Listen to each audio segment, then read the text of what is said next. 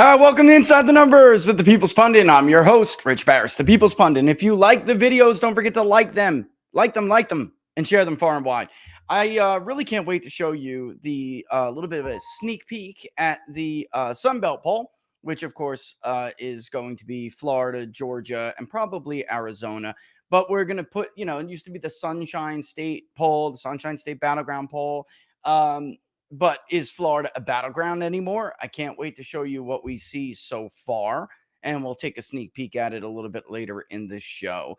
But we have to go over a whole lot of clips first. All right, Laura. Once in a while I get blood sugar funny things. She had to go, and the kids are home. They have like a teacher work day, so she went out to go get them some lunch, and I needed it. My blood sugar was killing me. We were too busy, so I didn't eat this morning. So she'll be back to grab your questions for the Q&A a little bit, probably around 15-20 minutes or so, maybe a half hour tops once she gets the kids situated. But doesn't matter because we have a ton of stuff that we have to get through. I know today is Friday. It's usually Q&A, Free Will and Friday, but there's a lot of videos to get through. Last night was Biden's State of the Union address. If you did not see my tweet, we're going to go over it. I'm going to show you what I personally thought Republicans should do. This is a plague on not just Republicans. The media makes it out like it's only Republicans. It's not only Republicans. Everybody has a very difficult time, whether they're Republicans or Democrats, responding to the president's State of the Union address. It's filled with gravitas. The chamber is there. It's like a joint session. It's a layup of a speech. Just for once in my lifetime, considering where our country is at, I, for one, would really appreciate it if a president, whether it was a Republican or Democrat, would get up there and tell the truth. Ladies and gentlemen, the state of our union is dire. And if we don't make difficult decisions and take decisive actions really soon, your children and grandchildren are going to suffer gravely. If you don't, maybe you'll sneak away from it. Maybe you won't. We are currently adding $1 trillion to our national debt, our federal debt, in every less than 100 days. The economic numbers they tried to rattle off and tout last night are lies. Again, this morning, we have yet, and should see it from the ADP report, a slew of revisions to what was thought to be strong monthly jobs report. Folks, for the last 2 years, almost a full 24 months, we have averaged 10 out of 12 or 11 out of 12 downward revisions monthly on the 12-month rolling basis. Do you have any idea what the odds of that are? They're lying. Part-time jobs under like the Obama administration, part-time jobs are driving the economy. We are losing full-time jobs, losing them. The full-time jobs we do have are for the super credentialed and super qualified. The rest of us get to wait on them like a bunch of serfs. That's why wage growth isn't strong. Under Trump, there was a goods-producing economic boom, not a service sector boom. Everyday people, there's a lot more of us than there is of them. Everyday people cannot make it in this kind of an economy. You will not thrive. You may survive, but you will not thrive. Anyway, let's get, he's a nice guy, really nice guy. Let's get Representative Tim Burchett's reaction, and then let's go back and look at some clips and see whether or not Tim is overreacting, shall we? Hey everybody, Tim Burchett, just leaving the Capitol after the State of the Union address. It was pretty horrendous. I thought it was more of somebody asked me the dumpster fire. I think it was more of a tire fire. It just seemed like it was never going to get put out. Some things I really wish. For those who don't know the expression, tires burn for a really long time and they just billow out black smoke. It's awful. And it continues and goes on and on and on. The president talked about was the border. He kind of rambled off on something and never really drew any conclusions. We got that clip. Wait till you see it. We had over 10 million immigrants come across the border. in the last 3 years. 100,000 kids sold into God knows what hell they're in. And then just ridiculous.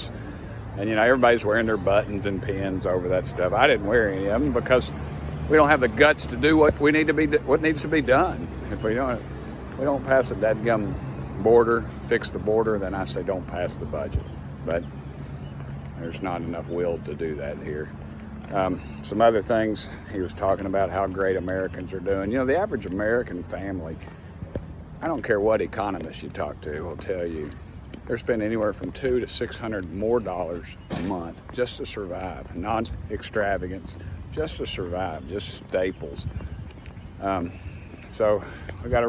In fact, let's do a quick fact check on that real quick. The CPI last month was red hot again after they thought that they had a handle on inflation. And for most of Joe Biden's presidency, it was food and energy that drove the CPI to be at that hot, historically bad. Inflation is now, according to last month anyway, he's saying that it's stapled stuff. You know, it's putting a roof over your head. That's what caused the CPI to spike last month. It was the shelter index. Renters were being gouged. Obviously, mortgages are costing more money. The shelter index exploded. Real problem there, and he talked about Gaza and how we're not putting troops on the ground, but our military is going to build a port. Put a port in with our military and not put troops on the ground to do it. I'll tell you what's going to happen. One of those terrorists is going to do a missile strike over there, and it's going to be all over. Yup. It's going to be bad. Yup. And then we're going to have to make a real decision of what we're going to do about it. He's absolutely right. So the whole evening was a weird, bizarre event, threatening our Supreme Court. I don't know. Anyway, we'll see what happens. Anyway, let's see what happens. In fact, ladies and gentlemen, we have that clip where he threatened the Supreme Court. But before we do that, let's first and foremost, priorities matter. State of the Unions are layups. They are layups for the president of the United States, and it gives them a chance to go into what they prioritize for their administration. And he talked about Ukraine for a while. He talked about Gaza for a while. It took him about 20 minutes to get to immigration and the border.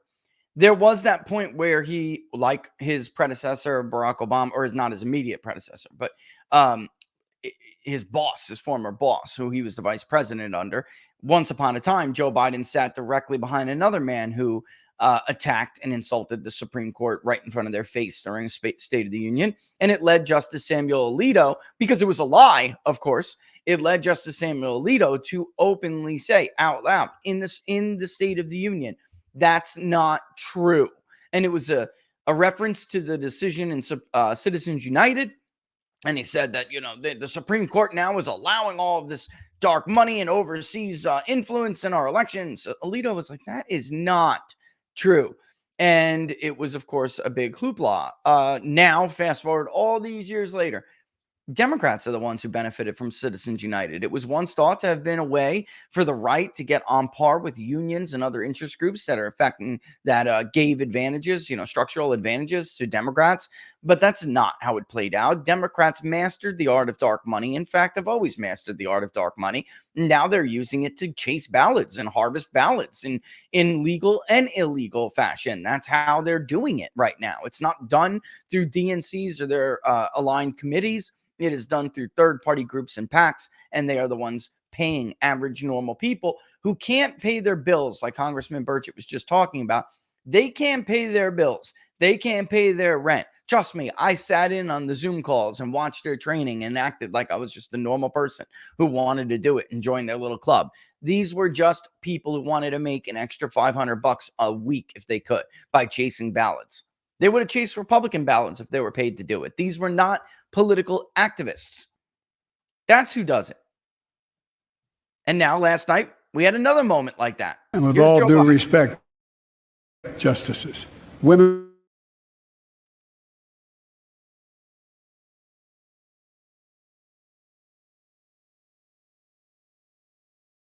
electoral power. Did you guys hear that anyway? Like, what is he talking about? Let's go back. Listen, you're about to realize just how much he brought. You're about to realize just how much he brought. You're about to realize just look at their faces. Look at their face. Even the leftist judges are like, up yours. This is totally inappropriate. We all know how that was supposed to be delivered, but he couldn't deliver it. The same thing happened to him during a moment where he brought up healthcare and Obamacare. Once upon a time, Joe Biden was caught on a hot mic saying, this is a big, when Obama was signing the bill, he said, this is a big effing deal. Only he used the actual word. So they wrote in the speech, let's have a little bit of a hat tip to that. Throw some red meat at our base. It's still a big effing deal. Only he slurred it and couldn't get it through. It would have been a knockout moment, but he couldn't speak correctly. It was a very clear moment, like the former president who was live posting on Truth Social said. It was a very clear moment when whatever they shot in Joe's ass cheek on the way into that chamber began to wear off. We all know they gave him nappy time until it was time to deliver that speech. They clear his schedule. In case you don't look, it's very easy to look. It's not, they don't hide it. It's very easy to see what the White House schedule is. They do this for Joe Biden before State of the Unions and other big events. They clear his schedule so he can learn this stuff, take a very long time to learn it. Then they give him time to rest, and then they shoot him in the butt, probably with a cocktail of nootropics and meth, and get him out there on the floor. You think I'm kidding? I'm not kidding. JFK needed drugs too. He had a very bad condition with his back, and he couldn't even move without drugs. This is not new. It's quite common for Democratic presidents, apparently. Then there was a moment, however, which is even worse. It's even worse. It really is. There was a moment when MTG interrupted Joe Biden, and the worst part about it is he couldn't even get the name of the victim correct. And I don't know what would have happened if the parents of Laken Riley would have accepted the invitation to go to the State of the Union. She was invited. They were invited. The family declined. Imagine had they not declined and had they gone, and they listened from the audience as the President of the United States got her name wrong. Not really.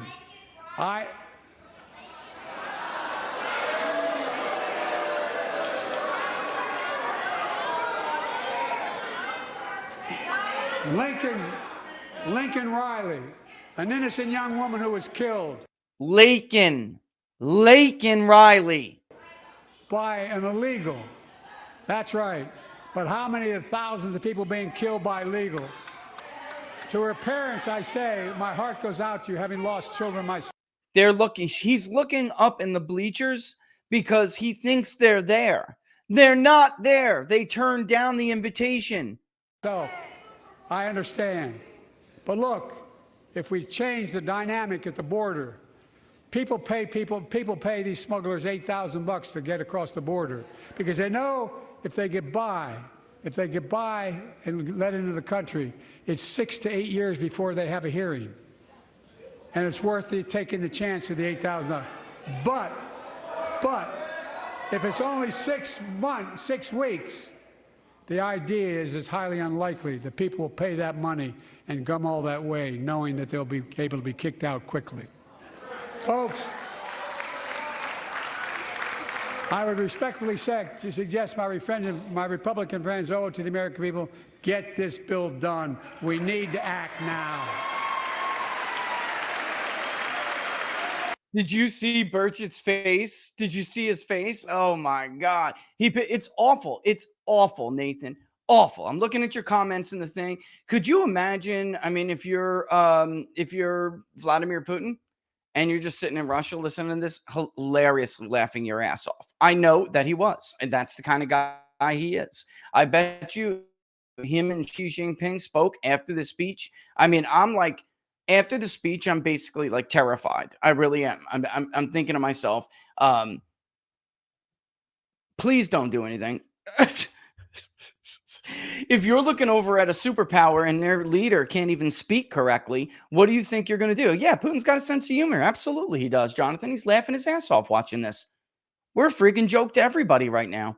Nasty, nasty old man they left out of the, visiting angels facility for an hour to give a speech. And it was a bitter, nasty, divisive speech slurred through by a bumbling old man who can't think. And the media is in full propaganda mode. And Republicans walked yet again right into this trap.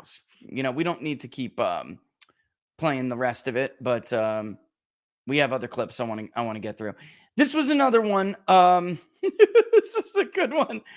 For those out there who were trying to say this was good. Oh, he was the energy. He was on fire. Do me a favor. Translate this for me. Because I invested in a family farm led by my Secretary of Agriculture, who knows more about this than anybody I know. What? What did he just say? One more time. Because I invested in a family farm led by my Secretary of Agriculture, who knows more about this than anybody I know.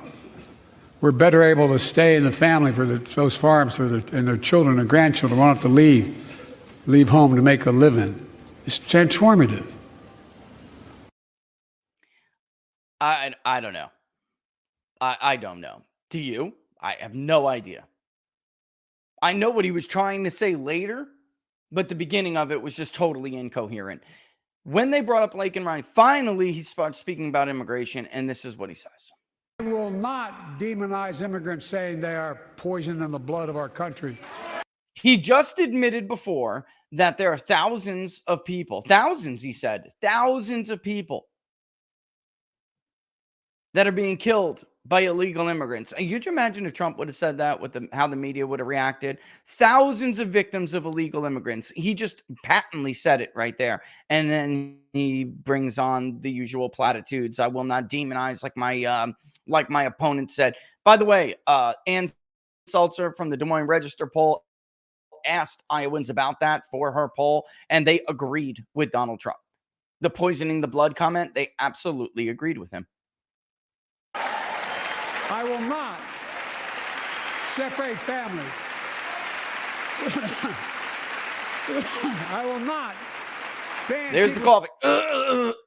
There was a lot of that last night too. The coughing. And Trump went coughing, always the coughing. The drugs are wearing off, but it's, we can laugh about it, but it's really not funny. Because of their faith.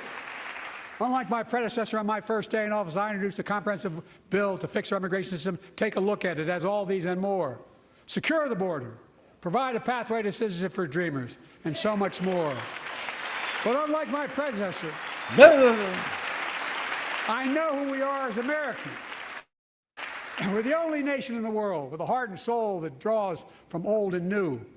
Home to Native Americans and ancestors have been here for thousands of years. Home to people of from every place on earth. They came freely. Some came in chains.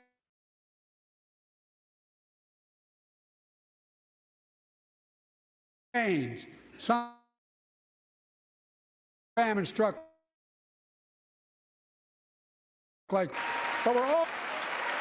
Those are cute little sayings, but the fact of the matter is we all came from somewhere. Most of us came, my great-grandfather, they came legally. Legally. They didn't jump the border. They came legally. And by the way, there was this other moment that I want to play it actually, because he kept referring my predecessor. Joe Biden got in office and undid everything that his predecessor did on purpose, just so he could be the un-Trump, right? Just so he could be the un-Trump. And that had disastrous consequences in some instances, with one of them, of course, being the withdrawal from Afghanistan. It had disastrous consequences, and Marines died. Many others died. It wasn't just Marines, but there were, of course, I don't say indigenous, there were Afghans who died trying to hold on to the wings of airplanes and fell to their death. He decided he wasn't going to go the route that Donald Trump had planned and put together for an orderly withdrawal from the nation's longest lasting war in its history, one we lost to a bunch of terrorist goat herders who wear sandals. I mean, it's incredible. Who we once armed, by the way, in the name of fighting Russia. See, the last time we did what we're doing in Ukraine, we created the Mujahideen, or we armed the Mujahideen, which then later would become the Taliban, which then would give safe harbor to Osama bin Laden and Al-Qaeda. So, these flag-waving people just hate it when you point out the fact that we created that enemy. We did. With our presence and with our guns. We funded them.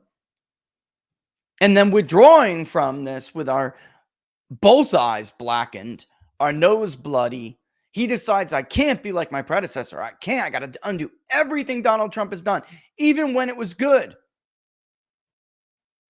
And it has disastrous consequences. The father of one of those victims was in the audience last night.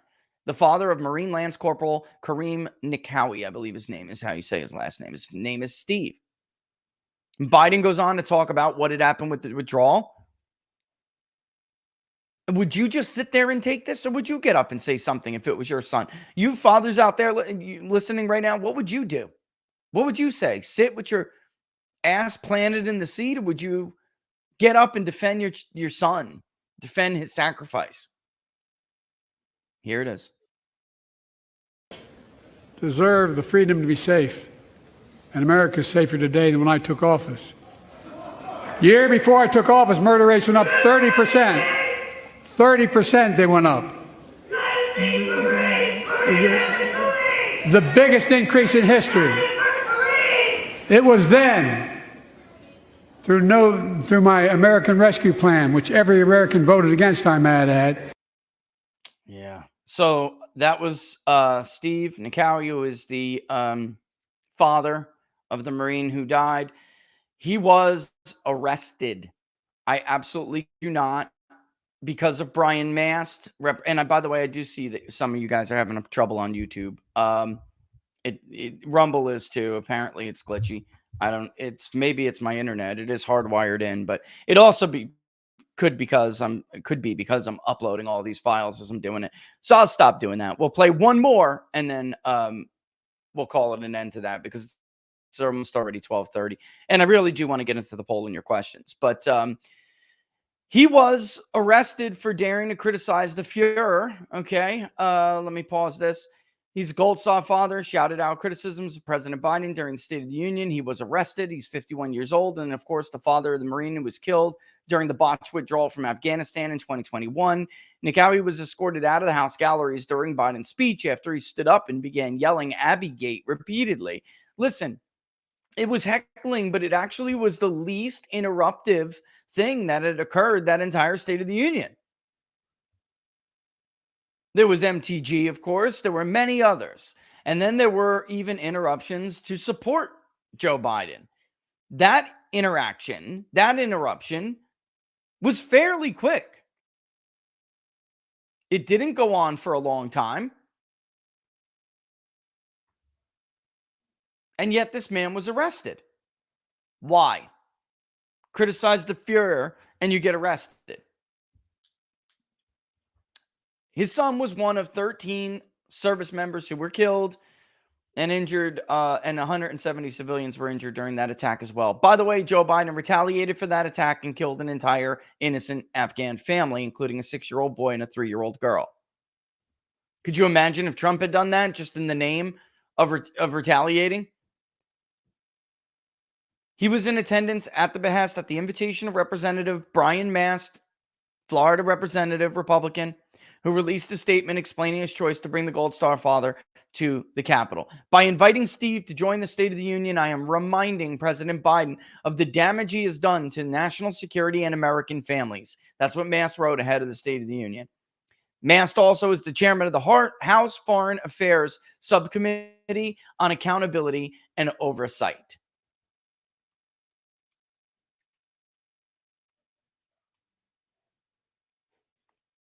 arrested. He was released. I don't know if you guys have seen this, but he is out. And actually, we could play that if you guys want to see the moment he came out. Let's do that, actually. Again, Brian Mast did not let him sit in there for long. If you guys don't know, D.C. is one of the worst places to be locked up. It's absolutely disgusting.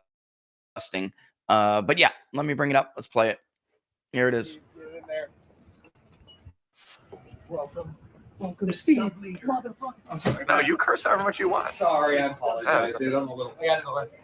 Hey, Ladies and gentlemen.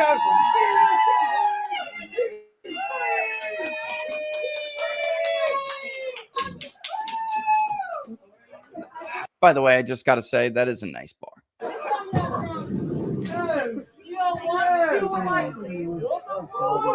hey, how much is this guys order on my phone?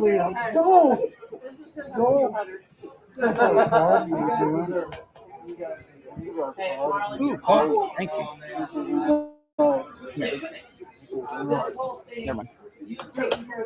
Never mind.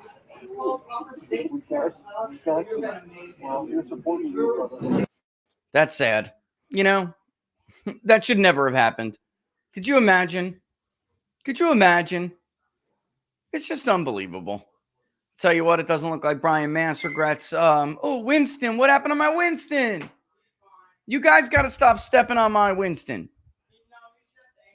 Oh, he's angry. You guys hear my Winston squeak? He's probably angry because Daddy is not there. I just find it outrageous that would ever happen. I mean, not in this place. By the way, we're going to play something in a second that's like an absolute contrast to what you saw last night. There he is with Brian Mast. Obviously, Brian is not upset or anything. My dog is having a meltdown, so let me close the door. Hang on. Can't just leave it open with Winston crying.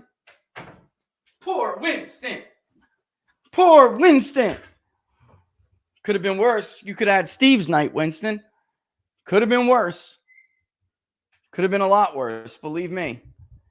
Could have been sitting in a disgusting DC, DC police station. He was charged with a misdemeanor, so it wasn't honestly terrible. It's just that the idea that a Gold Star family member would be charged with anything because he dared to criticize the president who, listen, guys, this isn't debatable. He screwed this up. The Afghanistan withdrawal did not have to go how it went. His son did not have to die. 13 service members did not have to die on the way out of Afghanistan. Joe Biden decided that he didn't want to be Donald Trump, even if it meant being competent, and he changed the plan, just like he did on immigration, just like he did on the sanctions with Iran. He undid things that Donald Trump did, just so he could say he wasn't following in Donald Trump's footsteps. So he could please radicals. And that led to this disaster. Oh, there was one more clip that I do want to play. Actually, there's one more clip. I know I'm bombarding you guys with clips here, but there is one more clip that I want you guys to hear real quick, okay? History is watching, just like history watched 3 years ago on January 6th. When insurrectionists stormed this very Capitol and placed a dagger to the throat of American democracy. A dagger! Many of you are here. A dagger to the throat of American democracy. Give me a break. A dagger to the throat? Are you joking me? It wasn't even armed. The only person who got killed that day was an unarmed protester. She was also, by the way, a veteran, a service member. Her name was Ashley Babbitt. A dagger to the throat of democracy. Democrats have objected to every presidential election they have lost in the last half century. On that darkest of days, we all saw with our own eyes the insurrectionists were not patriots. They'd come to stop the peaceful transfer of power, to overturn the will of the people. January 6th lied. Overturned. You can't even say overturn. About the 2020 election and the plots to steal the election posed a gravest threat to U.S. democracy since the Civil War. Oh my God. But they failed. America stood. All right, last one. We're done with that. Let's listen to Tucker's response. Good evening and welcome to the Tucker Carlson Network live. Well, that was quite an experience watching that.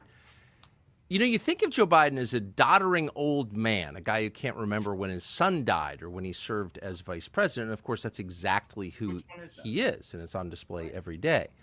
But Joe Biden is also a cruel and vicious demagogue, a man who has no problem at all denouncing his fellow Americans or putting his political opponents in prison as he has done. Yeah. And that was all on display tonight. That was possibly the darkest, most un-American speech ever given by an American president. In fact, it wasn't a speech. It was a rant, entirely lacking in decency or generosity of Americans. Wow. That's it. Possibly the darkest, most un-American speech that he's ever heard, he said, or ever given by an American president. Wow. That's something. That's something. But I was thinking the same thing. I was thinking the same thing. I really was. I'm like, this is from the man who claimed decency. I'm going to play something. It's a meme. I love, by the way, if you don't follow this guy, he's hilarious. He puts out these videos where he edits himself in these, he puts out these videos where he edits himself into things like The View and you know, whatever, Morning Joe. It's hilarious. His name is Damon Amani. And I mean, it's funny because he's got a heavy, thick accent too, Middle Eastern accent, but he's hilarious and he pulls it off. There's a lot of things he's done. You guys, if you're not following him, you have to check it out because it's really something else. Anyway, he put this up. It's certainly a meme. It's a pro-Trump thing. So, you know, I'm just giving you the heads up that it is. But contrast what you heard last night to a normal Trump State of the Union, which we're going to talk about how the media used to cover that. There's an old article I want to read. I remember when he gave his inaugural address, they called it Hitlerian. All right. Tingle Up My Leg, Chris Matthews called it Hitlerian. They said it was divisive. He gave a speech that said, for too long, Washington, D.C. has benefited off of your hard work, your blood, your sweat, your tears, and they along the way. Whoa, what happened here? And they forgot you along the way. That's an us versus them speech. That's not a divisive speech in any sense of what they think. It's just that they are part of the ruling class. Hold on, I got to stop this polling real quick until I get my charger. I need that. I asked the little man to get it. He didn't. It's about to die, and it's going to die in the middle of people being read. Send the boy up. Yeah. It's, you know where it is? You know where it is? Okay. Armoire or end table. Yeah. In any event, he gave State of the Union speeches all the time that were really uplifting. And then he would put these little moments in them that were totally different from what you saw last night. Anyway, so Damon goes ahead and he splices his clip together, and I want to share this to you because it's just totally different. Mr. President, you're just too good to we the people, our movement is the reason why our president of the United States is standing here in front of us today. You take care of yourself. So much. Okay? I so appreciate you. But with our great military, these are great future leaders. When President Trump promised all these things that he was going to do for us, I knew he was going to do this for us. There is one more thing. Tonight we have a very special surprise. I am thrilled to inform you that your husband is back from deployment. He is here with us tonight, and we couldn't keep him waiting any longer.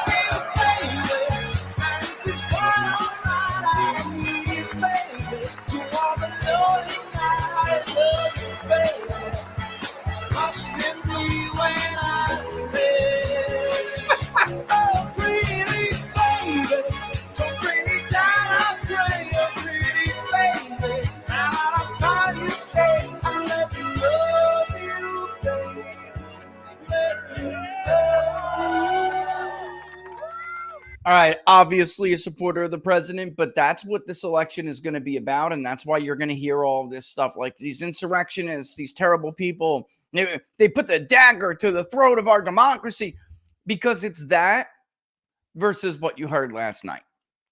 It's that versus Aaron Rupar going to Twitter. Some dude just started yelling at the president and puts his little clips up. That guy is the worst. He's one of the biggest pushers of misinformation on the internet. I cannot believe that during the era of censorship, when they claimed to care about misinformation, Aaron Rupar was still allowed to operate. Yet, when they went after him, I still stood up for him. And because they did. When Elon Musk was buying Twitter, they briefly banned him. That some dude was a gold star father. This is what this election's going to be about, and that's why we're seeing what we're seeing. Listen, how the media is going to react to it, I feel like this is training day. It's not what you know, it's what you can prove. It's not what you see and what you know, what you saw last night, which was a bitter, senile old man with probably ungodly levels of meth in his ass being able to get through the speech. The media is not going to project it like that. CNN immediately goes, we took this snap poll, and 2/3 almost of the country say that his policies would help put the country back on track. And they approved of this speech. Snap polls, that's misleading. That's not what that means. And by the way, compared to Barack Obama and Donald Trump, those numbers were abysmal. Donald Trump's State of the Union snap poll results were better than Obama's. And yet still happened, if you listen to Joe anyway, he still happened to lose to him. I mean, you got to be joking me. Give me a break. All right. This is perfect example of what the media does. I went back and got this, and actually she shared it this morning, but I was looking at it last night because, and then I shot her a little message to tell her, remember that time that you wrote that article after Trump's State of the Union? Do you remember Martha Raddatz? And she put this back out. So I'm sure you guys haven't seen it yet, but we have got to compare and contrast here. Brazen lying is media's latest escalation in the campaign against Trump. July 10th, 2020. When Senator Bob Dole accepted the Republican nomination for president in 1996, his speech hit on the themes of honor, decency, and straight talk. He proudly mentioned the great Republican, Abraham Lincoln, and explicitly denounced racism. The Republican Party is broad and inclusive. Yes, I'm looking for a humidor, guys. Yes. It busted me. It represents many streams of opinion and many points of view. But if there's anyone who has mistakenly attached themselves to our party in the belief that we are not open as citizens of every race and religion, then let me remind you, tonight this hall belongs to the party of Lincoln. And the exits, which are clearly marked, are for you to walk out. Of as I stand this ground without compromise. The speech was held up in 2016 of an example of how wonderful Republican candidates for president used to be before Donald Trump. So it's interesting to also look back at how this speech was received by its critics. For example, then senior White House advisor George Stephanopoulos called it partisan, negative, and divisive. This is why, by the way, if you have not read Daniel Street's books, he's got a ton of stuff on Trump's State of the Union and stuff like this. These people are so full of crap, it's not even funny. They loved Bill Barr until he was appointed the Attorney General by Donald Trump. Then Bill Barr was a dangerous person who was, destroying the norms and institutions that surround the justice system. Everyone from Patrick Leahy to Bernie Sanders and Chuck Schumer called him a hero because of how he dealt with the crisis when he was the Attorney General under Herbert Walker Bush. The hostage crisis. He was a hero. Nothing is absolute. Nothing is not subject to their whims and their desires for revisionism.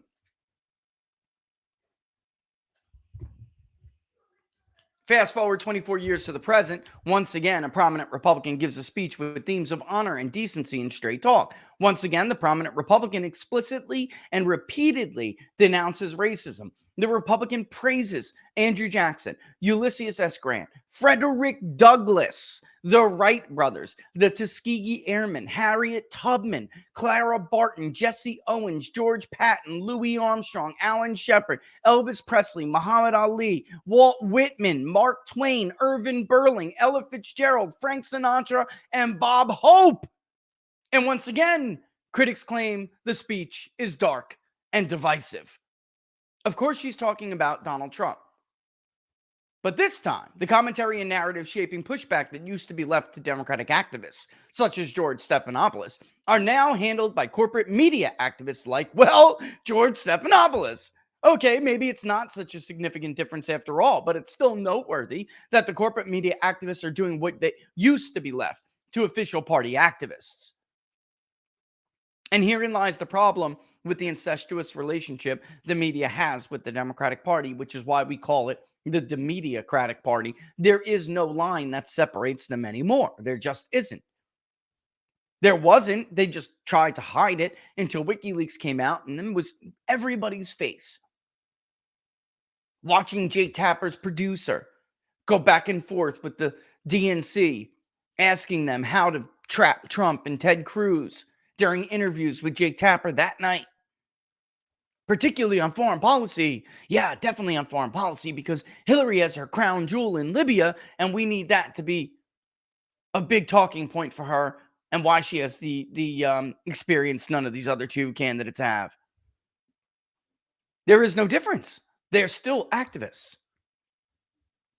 The dark and divisive line above came from the New York Times in what was falsely presented as a news report on the speech. The Washington Post's Robert Costa and Philip Rucker claimed in a secret screed bizarrely not labeled as opinion, quote, Trump's push to amplify racism unnerves Republicans who have long enabled him.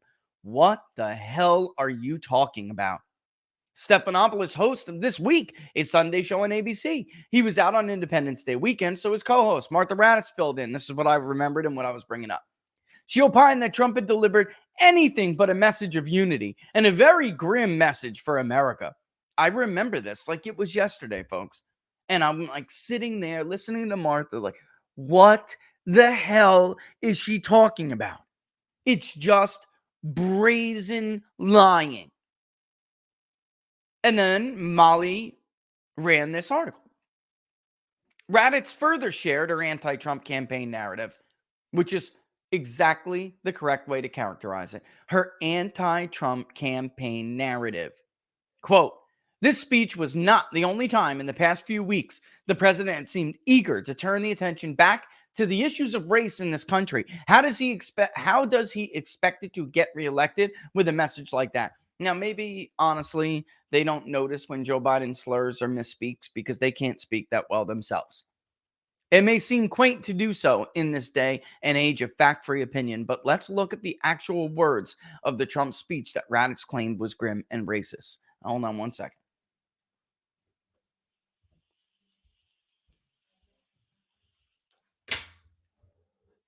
We believe in equal opportunity, equal justice, and equal treatment for citizens of every race, background, religion, and creed.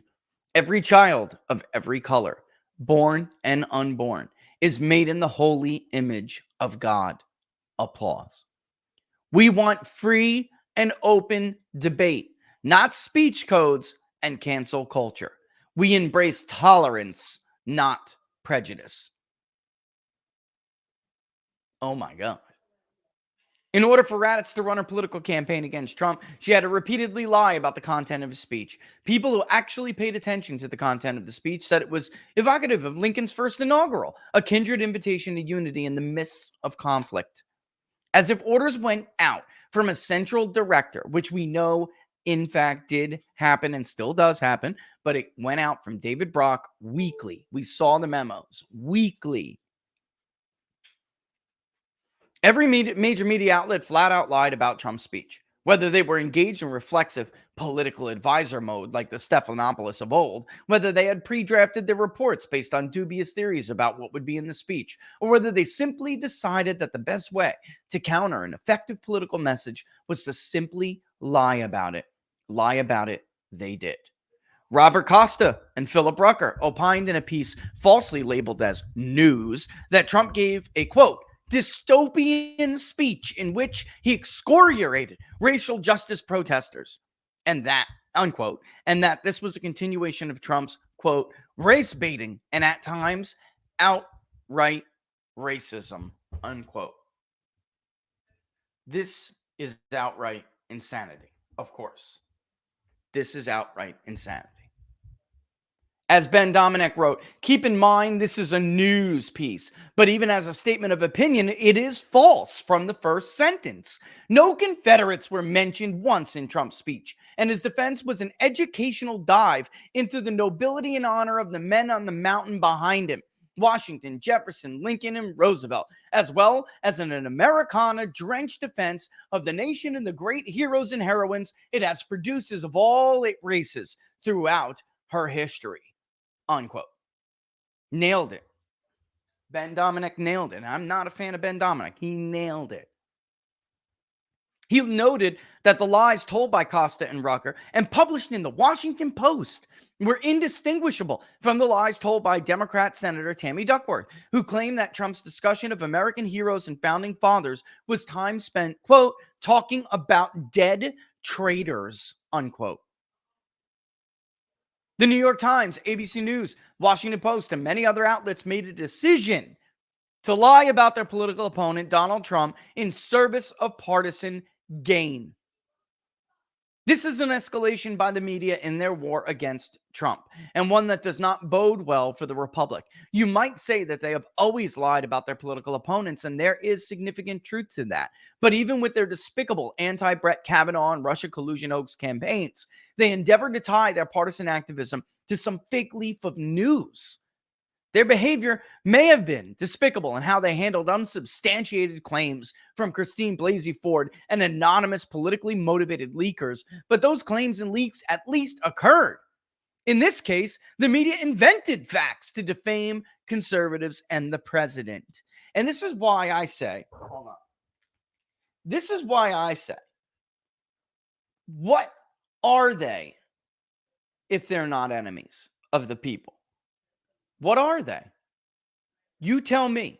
If they are not enemies of the people, what are they? Are they a friend? Does a friend do this? Does a friend lie to their other friend and mislead them in order to make them make bad decisions that they want them to make? Because that is what the goal is here, is it not? Is the goal not to lie, mislead, and poison the mind of others in order to get them to make bad decisions? Steve Nikaui's son would be alive if they did not get their way. Would he not be? Laken Riley, you think she would still be the victim? You think that illegal immigrant would have gotten in under Donald Trump? I don't think so. I think it's at least, we can never know for sure, but I think it's at least plausible to argue, it's credible to argue that neither of those two individuals, young with their lives ahead of them, would have been taken so early and so prematurely had Martha Raddatz, Philip Drucker, and the rest of them not gotten their way.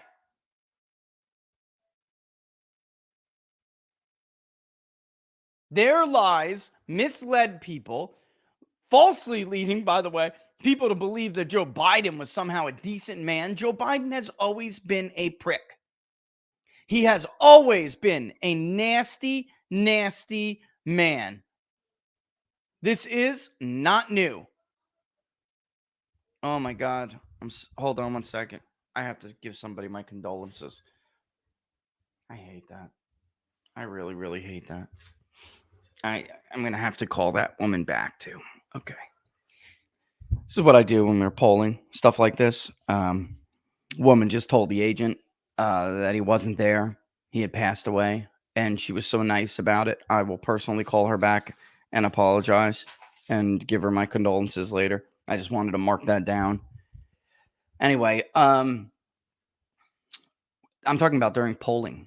There are decent people out there. She didn't have to pick up and tell them that. Anyway, people who care about facts and truth must remember to seek out original sources rather than trust mendacious reporters and media outlets. They must be on guard about the propaganda these outlets will be putting forth in the months to come as they become emboldened, and they must take every opportunity to renounce the spreading of falsehoods by people who purport to be in business of reporting facts. And of course, is Molly Hemingway. 12:52. We're gonna have to take a real quick break. And then when we come back, we'll go over some of the. Oh God, how could I have missed this? You know what? Pushing the break for a second, just to give you the response, and then after we'll talk about what's up. I'm looking for my laptop for. You're looking for your laptop because the questions are coming. Yeah, I've been looking for it for 2 days. You should check inside. Hold on one second.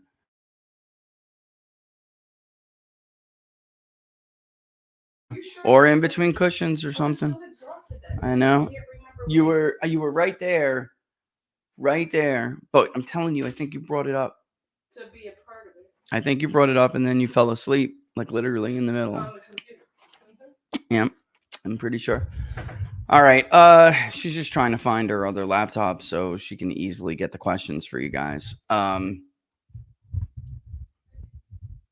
Let's do it now, get it out of the way. And then yeah, we'll come back and we'll do the rest. I'm just looking at that.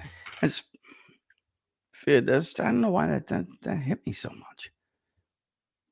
At least that man got a chance to live his life. Lake and Riley and Steve's son did not.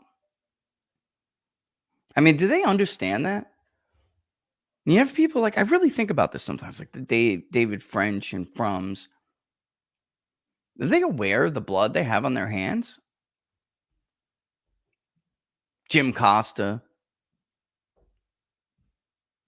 Or Bob Costa in this case. That was Bob Costa. And Philip Brucker writing that garbage. Did they ever stop to think the role that they played in the death of these people? I really wonder that. I consider that. I would be. Listen, I think. Why? Because I think a lot.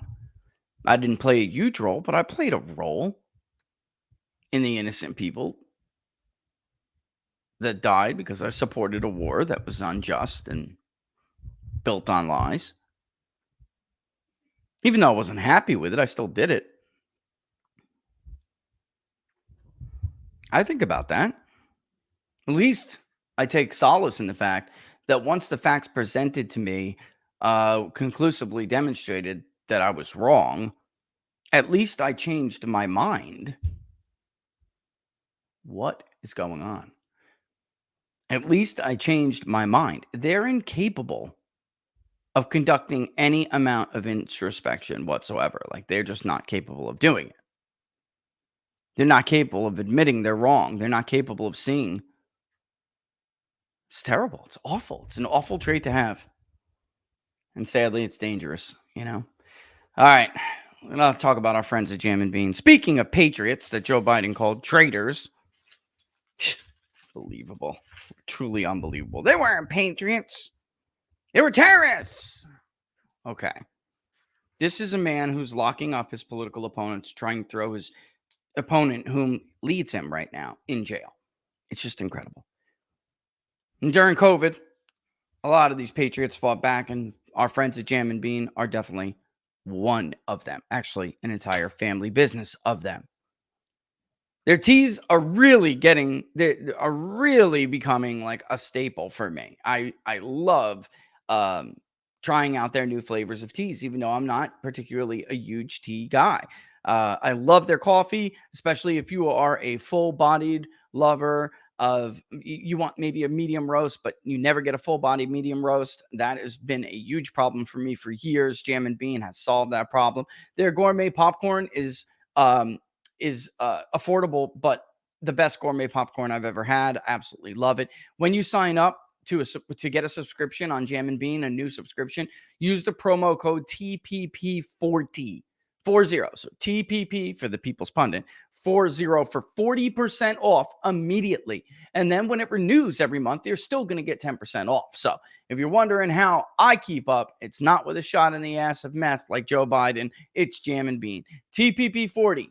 when you sign up for a new subscription. All right, save yourself some money. They also have these great little gift kits. If you tried the bacon, we always want to know and give us your feedback. We always want to know what you think. They're always coming out with new products and new stuff. It's just amazing. It really is. They keep us on our toes and they keep us interested, and that I love them for it. All right, one more time, jamnbean.com, JAMN Bean on the screen.com, promo code TPP40 at checkout. Promo code TPP40 at checkout. All right. I personally think Republicans made a huge mistake. There is, and I think I should go back and probably do a little bit of an I told you so flashback, because I told you so. I told you this was going to happen. The response was not good. It's not about me not liking emotional woman nonsense. It's not that. This is not what the election is about. This is not what is causing so much trepidation. This is not what's going to connect with the American public. I know what they were trying to do. Their consultants told Mike Johnson, who, by the way, nodded along with the myth of empire, that if you don't stop Putin in Ukraine, he's going to march across Western Europe. Nodding away, Mike. I saw you. Nodding away. That is not going to happen unless you cause Putin to pay such a dire cost that he has no choice and feels so threatened that he would need to attack somebody else further west. He does not want to attack Poland. It would be stupid to do that. Not unless China was going to come to his help and his aid. So you better pray. We're never facing a situation like that. But you keep being the aggressor, and maybe you'll force him into taking more of Ukraine than you expected him to take. He only wants the Eastern ethnic Russian areas. Guess what? They want to be part of Russia too. Stop being the aggressor. You are the aggressor here. If Russia was in Niagara Falls, you'd be pretty pissed, wouldn't you? If Russia was across the Rio Grande Valley, you'd be pretty pissed, wouldn't you? Hypocrites. All of you. A lot of you. Hypocrites. Got any children, Mike, who are going to go run off and fight the Russians, Mike? Such a shame. I told you don't take that job. I told you don't take that job. They're going to ruin you. You're ruining yourself before this is all over. Anyway, nobody cares about a response from some woman they don't know. Especially not one who doesn't disagree with some fundamental issue, some fundamental issues that are pushing this party in the direction it's being pushed in. This was a no-brainer. And yet they did it again. They did it again. Let's listen to Katie Britt, senator from Alabama, give her response to the State of the Union. Never could have imagined what my story would entail. To think about what the American dream can do across just one generation, in just one lifetime. It's truly breathtaking. But right now, the American dream has turned into a nightmare for so many families. The true, unvarnished state of our union begins and ends with this. Our families are hurting.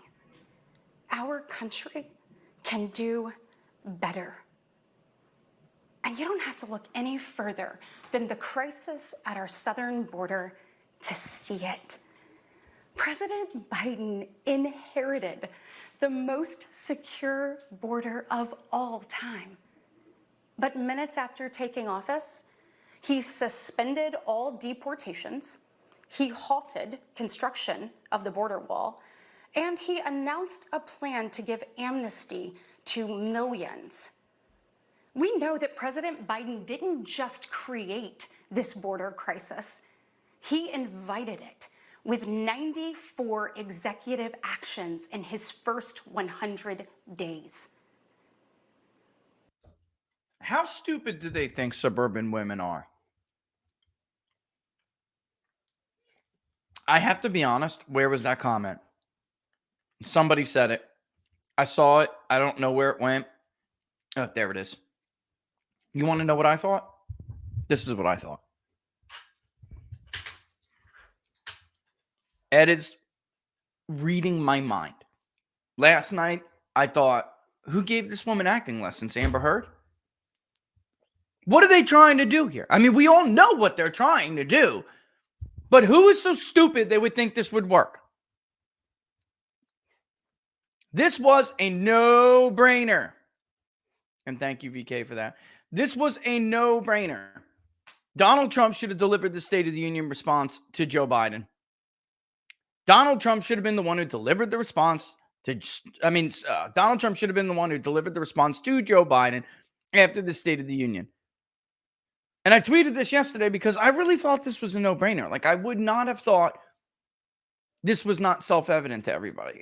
But if you need a few reasons after this, I want to go back and read what I wrote before, because, of course, every bit of it happened. State of the Unions are layups. I've been telling you this now for a while. And the responses are not. This was nothing even against Senator Katie Britt. But she should have turned this down. Perhaps nobody told her about the list of aspiring political figures who lost a part of their careers delivering the response to the State of the Union. Folks, it's a long one. You know who delivered the response to the State of the Union in 2016? Nikki Haley. Does everybody remember Marco Rubio? By the way, hang on. Let me take a sip of water and I'll finish typing this out. Finish reading this. Remember this guy? Everyone thought he was going to be president one day. His name was Bobby Jindal. He was this really articulate, well-spoken guy who was a governor of Louisiana, an Indian Republican governor from Louisiana. Super nice, super articulate. Everybody loved him. What happened to him? Bobby Jindal cratered, disappeared, put on a horrible performance. The list goes on and on. It really does. The plain truth, and it's not a dig against Katie Britt, nobody gives a damn about a speech, a response that's going to have far less gravitas than the President's State of the Union being delivered by a person, A, they don't know, and B, almost nobody knows who the hell she is. I guarantee you if we polled her state right now, her own state would have a high I don't know who the hell she is rating. Trying to project an image. With party trying to project the image of an educated suburban white woman will not and did not win a single vote for the GOP among educated suburban white women. The only person, A, who has any chance of providing a political benefit to the party, still, God, that's more true than ever, and B, that the country even wanted to hear from, was Donald Trump. Is Donald Trump. He is the only one who could have risen to that task because, I hate to say it, but two people I basically cannot stand anymore. Eric Erickson, a big con himself, and Larry Sabato, who used to be a credible psephologist, election pundit, election projector, whatever you want to call them, forecaster. They both said something before the State of the Union that was absolutely true. Here's what's going to happen. Joe Biden's going to give a lackluster performance, but Republicans are going to botch it so bad that everybody will just be talking about that.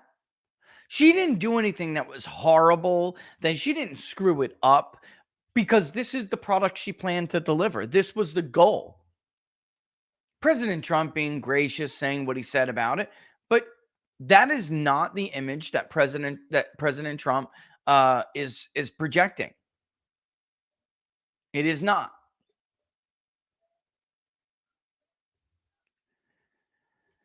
By the way, Trump said Biden's speech last night is getting panned all over the world. Only radical left lunatics are trying to make the best of it. It took him 41 minutes to talk briefly about immigration and the border. It was 41. I think I'm wrong. And the topic which he is very weak. No talk of weaponization against his very calm and nice opponent. Angry as hell. This guy is a psycho. And honestly, We should play. Looks like Trump did put up a video response. I'll play that. But he said Katie Britt was a great contrast to an angry and obviously very disturbed president. She was compassionate and caring, especially concerning women and women's issues. Her conversation on migrant crime was powerful and insightful. Great job, Katie. That's been him being, he's being gracious. What's going on? What's going on down here? Hey, Laura, are you in the chat yet? Hold on, guys. I don't know if this is legit or if somebody's having a joke.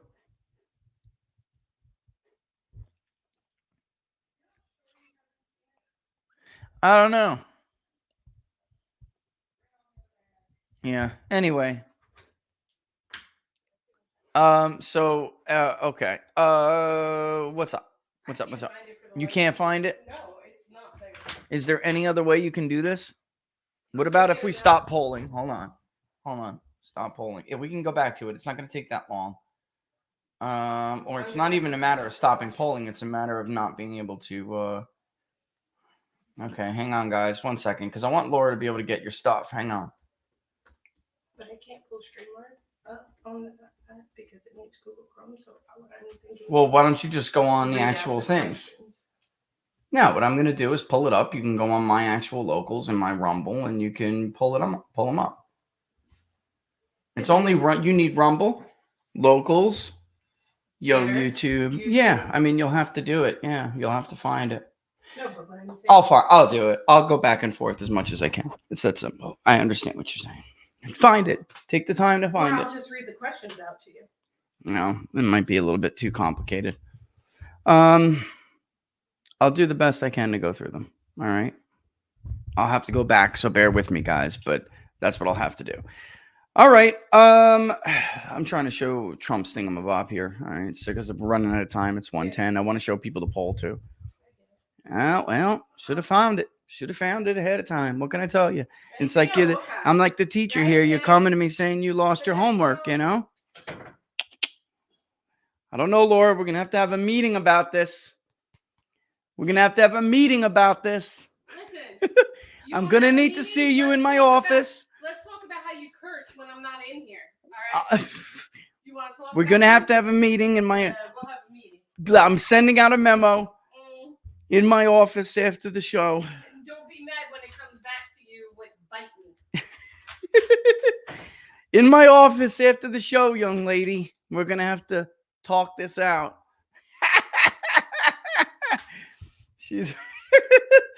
I'm in trouble. Anyway, let's pull up what Trump's comment said.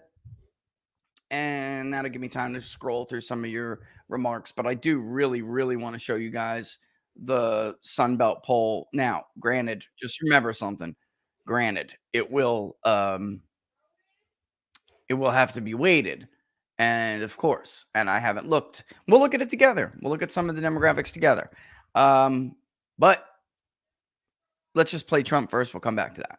Biden is on the run from his record and lying like crazy to try and escape accountability for the horrific devastation he and his party have created. All the while, they continue the very policies that are causing this horror show to go.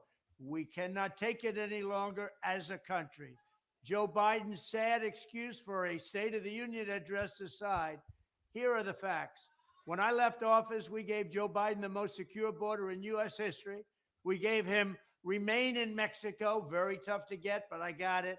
Safe third agreements, the asylum ban, Title 42, 571 miles of border wall, rapid deportations, and much more.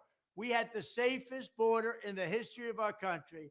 As soon as he got in, Crooked Joe and his radical left lunatics deliberately dismantled each and every one of those policies that were so good, that gave us this best border. According to Tom Homan, according to Brandon Judd, the top people, they said it was the single best border we've ever had in recorded history. What's happened now is a horror show. The country, our country, is being laughed at all over the world. Over the past 3 years, Biden has actively aided and abetted the importation of millions and millions of illegal alien migrants and resettle them into your communities.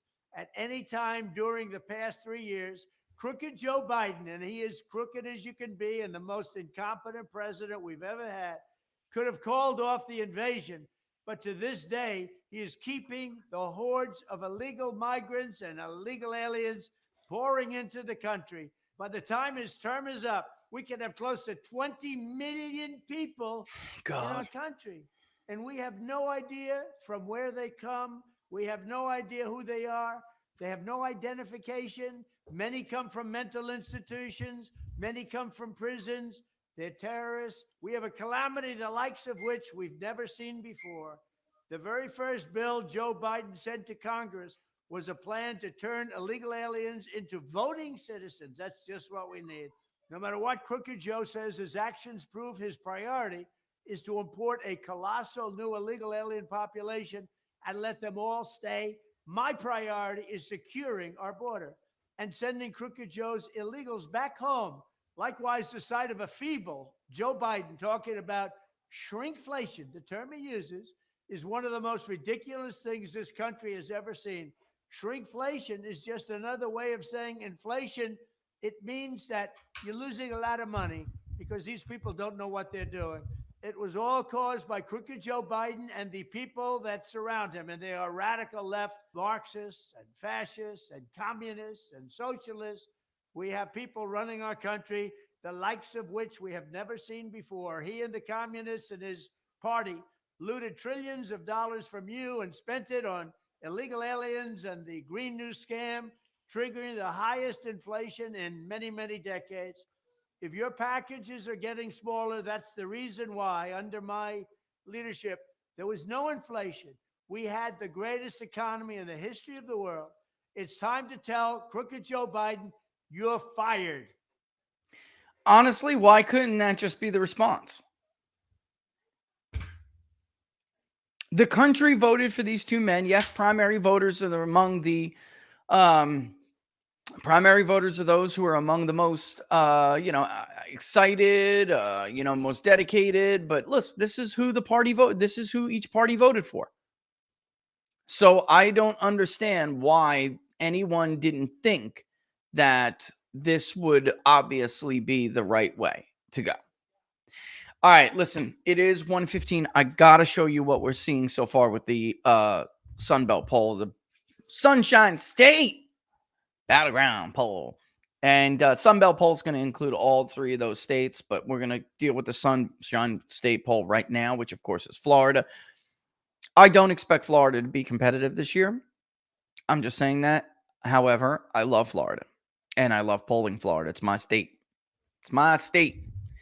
And I am not at all ashamed to say, it's not even ashamed. I'm not at all, what's the word? Remiss, hesitant, whatever word you want to come up with. I have no problem saying that I am the best pollster in the state of Florida. When it comes to Florida, I have been right when everybody else has been wrong since we started in 2014. Rick Scott's margin, identically. 2016, 1.6. Trump, 1.6. He won 1.4. Me and Ann Selzer, I believe, were the only two who had public polls out at the end that showed Trump beating Hillary in Florida. The Trafalgar did too, but it was off by a bit. 2016, Trafalgar did have DeSantis winning. He just had DeSantis winning by more than Rick Scott. We had Rick Scott winning by more, but listen, what happened? The ballot had like 9 gubernatorial candidates on it because Florida is fairly easy to get on the ballot. 2018, right? We got those right. 2020, nailed it, took it off the table in like September because we knew it wasn't going to be competitive. We had Trump up by 3, won by a little over 3. And on and on and on. We could just keep going on.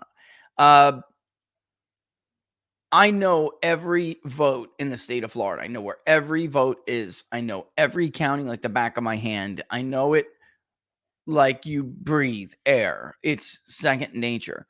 And I'm telling you, you are not going to believe what we're saying. Yes, it will obviously be a little bit better for Biden, but maybe not. I don't know. I shouldn't say obviously. This is really bad. Let's start with Miami-Dade. and I'm going to bring up first a gauge. We spoke to so far about 80-something people in Miami-Dade. Of those who voted in 2020, all right, we're looking at vote history right here. Certain to vote. All right. The 73, but we don't have all of them combined. This is the largest part of the sample, though. I'll combine them after, and we'll take another look at it before it's published, of course. But here is their vote histories. Okay, about 13.7% are registered, newly registered, and will vote. Some of them are movers. A lot of them, or some of them, are newly naturalized. You're going to see that in a second. But nevertheless, of the 73, about 56% of those interviews were conducted with people who said that they had voted in 2020. Of those people, 55.4% said that they voted for Joe Biden, and 44.6% said they voted for Donald Trump. That is not bad at all. That is really close to what the actual margin in Miami-Dade was. And just so everybody knows, let me pull it up so you know I'm not BSing you. Give me a second. Miami-Dade went for Joe Biden 53.4 to 46.1. Very close. Let me pull that up so you can see it. Just so everybody knows how close the poll is to reality. There is Miami-Dade. Okay, here's Florida overall, of course. But in Miami-Dade, which I've already pre-selected, you can see Joe Biden had 617,864 votes, which came to 53.41% of the vote. Donald Trump got 532,833 votes, which came to 46.06% of the vote, or 46.1. So very, very, very close to the actual margin that we see in the poll right now, which, once again, pulling it up, is 55.4 as opposed to 53.4, and for Trump, 44.6 as opposed to 46.1. Very close. It's a smaller, we're talking about interviews with a little less, a little over 70 people, just under 60 of them saying that they voted in 2020. Pretty damn good, guys. Pretty damn good. Anyway, do you approve or disapprove of the way Joe Biden is handling his job as president? Strongly approve in Miami-Dade is 17.8. Somewhat approve is 27.4. Of those who disapprove, they're split about even at 26% each, saying that they disapprove, or 52%. 2.7 said they were undecided. Ron DeSantis, we're doing his approval rating. 37% strongly disapprove of the job that Ron DeSantis is doing. Wait until we look at Republicans. You're gonna say another 11% somewhat disapprove, but nevertheless still better than Joe Biden at a 48% disapproval rating. When he's about even. It's close because he's underwater, but it's not terribly underwater. And he's a couple of points underwater in Miami-Dade, a county which he carried. All right. This is everyone, not just Republicans. Wait, we are going to look at just Republicans as well. If the election, however, were held today, who would you vote for? It is not just that Biden has fallen down. Trump has risen 44% to 49.3. All right. This is without decideds being leaned. 37% chose Joe Biden. So Trump currently leads by 12 points, almost at the magic 50 number, with 13.7 saying that they're undecided. When we lean them, Joe Biden does win the undecideds when we lean them. However, that's only a net gain of 4. He currently trails by 10. So it would be a very close margin in Miami-Dade, but Trump would win Miami-Dade. All right. If the 2024 election were held today, who would you vote for when there's a someone else or a third party added? Interestingly enough, 2.7% chose someone else. That's really low compared to what we've been seeing. Joe Biden initially gets 40%. Going back, you can see he only initially got 37%. So the generic someone else is certainly hurting Trump and helping Biden. It's just not enough, because when we ask them to lean, this time Donald Trump actually takes the leaners. The third party people that were the people who had leaned to Joe Biden the first time actually leaned to the third party. So once again, Donald Trump would actually carry Miami-Dade in this scenario as well. It just that it wouldn't be above 50%, but he would still carry it. If the election was held today, what if we add Robert Kennedy? Then it tightens quite a bit. So Kennedy definitely, I would say it's not even in Miami-Dade. Kennedy hurts Donald Trump.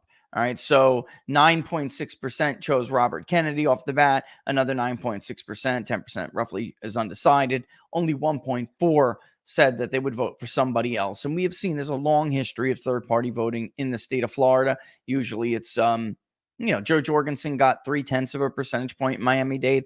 Howie Hawkins got about 1,300 votes, a little less. That's about 1/10 of a percentage point. Roche de la Fuente got 602 votes. That's 0.05. Same thing with Gloria La Riva and Don Blankenship. He got about 0.03. So it's out there in the past before. You guys can see this, right? It's not my face. Yeah, they're good. All right. Without Laura, I don't know sometimes what you're saying. And then when asked to lean, you will see, though, that everybody basically takes yet another vote and the third party gets thrown away. What that tells me is people really don't know yet. Anyway, Donald Trump would still win, but he would win by a much narrower margin. Okay. And then we move on with the whole kit and caboodle with Kennedy, with Mapstead, with Jill Stein, and West, by the way, is in here. He just didn't get any votes. West hasn't gotten any votes. Trump then starts to lead by a larger margin because Jill Stein is taking 3%. Lars Mapstead's taking 4%. Trump's vote share just did not fall anymore from the first time. So when we had just those three together, you could see it's the exact same vote share. What do you conclude from that? There is a point where Trump's vote just does not fall anymore. That's why a very crowded ballot of like credible people, not talking about like these others that I just rattled off, like people like Roche de la Fuente, Gloria La Riva, all that. Those were like no-name people. This is different. We know who Lars Mapstead is. Jill Stein has been on tickets before, et cetera, et cetera. Kennedy's obviously a big name, although we'll see what Kennedy does. He may try to take Mapstead's position as the nominee of the Libertarian Party. He's now back to that, which tells you something. In case, we haven't talked about this much, but his incoherent attempt to get on the ballots is not working because that is not the correct way to get on the ballots. His plan from his CIA agent manager, it just doesn't make any sense. I don't know what the hell she doesn't know what she's doing, obviously. Their list of targeted states is ridiculous. It's really stupid.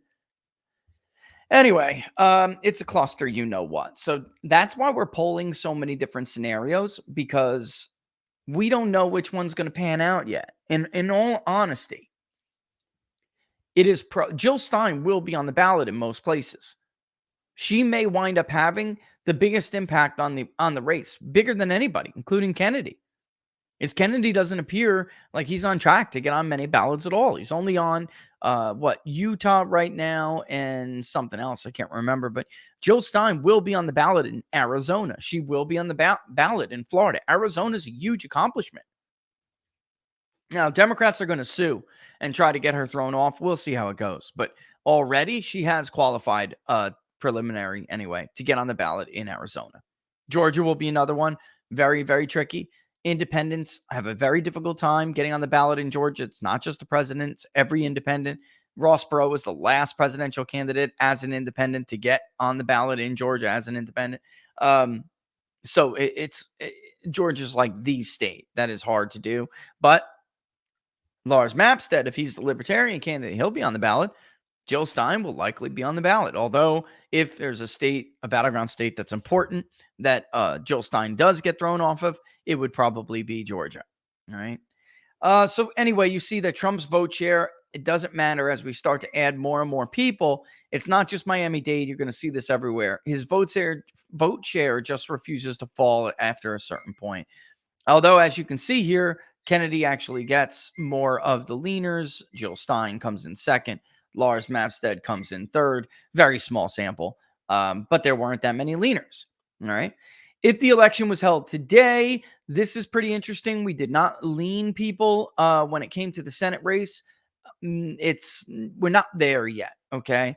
And Debbie's not officially the Democratic nominee, but she will be. So we will start leaning people in races like this pretty soon. But Rick Scott is trailing Donald Trump in Miami-Dade, and he's trailing him pretty significantly.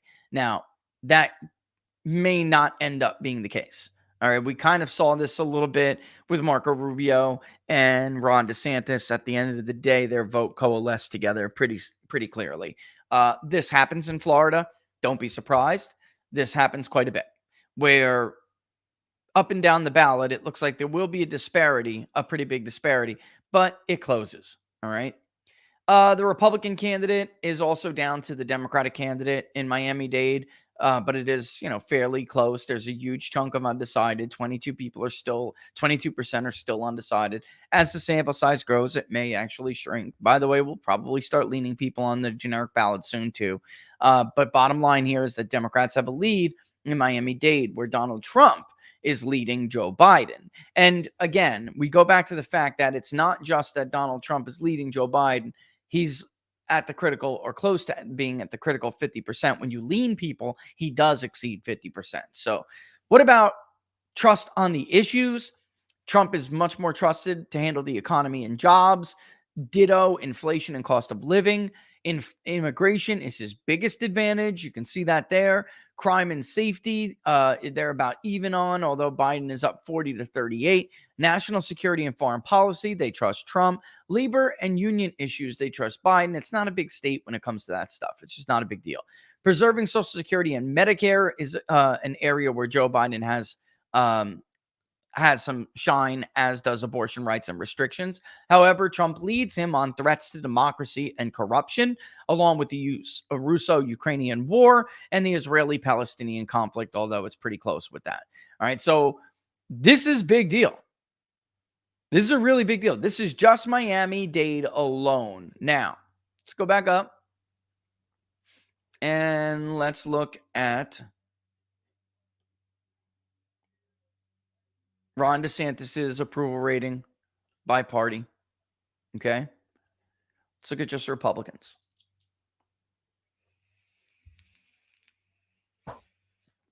By the way, look at how certain Republicans are to vote.